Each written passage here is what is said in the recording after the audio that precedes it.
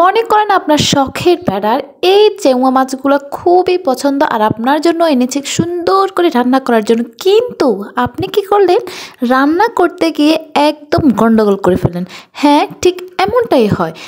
এই চেংড়া মাছগুলো কিন্তু আমার হাজব্যান্ডের খুবই পছন্দ, খুবই পছন্দ, কিন্তু আমার নিজেরও পছন্দ। এবার আসি মূল গন্ডগোলের কথা। ঘটনাটা কিন্তু আমার সাথে ঘটেনি, এই মাছের সাথে ঘটনা ঘটেছে আমার বোনের সাথে। তো আপু কি করেছে জানেন?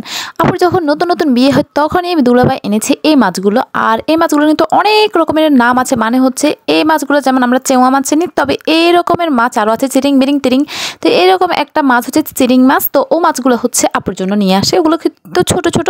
তো ওই মাছগুলো কিন্তু ঝাল ঝাল করে করলে কিন্তু অনেক মজা হয়। তখন আপুর জন্য নিয়ে এসেছিল।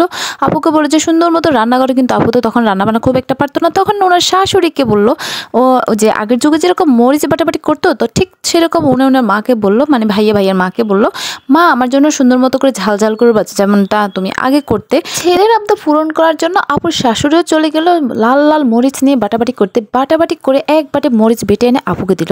তারপর বললো যে কি এই মাছের মধ্যে দিতে। তো আপু কি করলো, এগুলো দিতেই থাকলো। যত দিচ্ছে তত আপুর কাছে নাকি সুন্দর লাগতেছে, লাল লাল হচ্ছে, কিন্তু আপু যা বুঝছিল না যে কতটুকু পরিমাণ দিব। তো এরকম ঝাল দিতে আপু কি করলো, সবগুলো ঝাল একদম দিয়ে দিল। পরে দেখা গেল কি সবাই খেতেই পারছে না, ঝালের কারণে একটু খেতে পারছে না, মানে প্রচুর পরিমাণে ঝাল।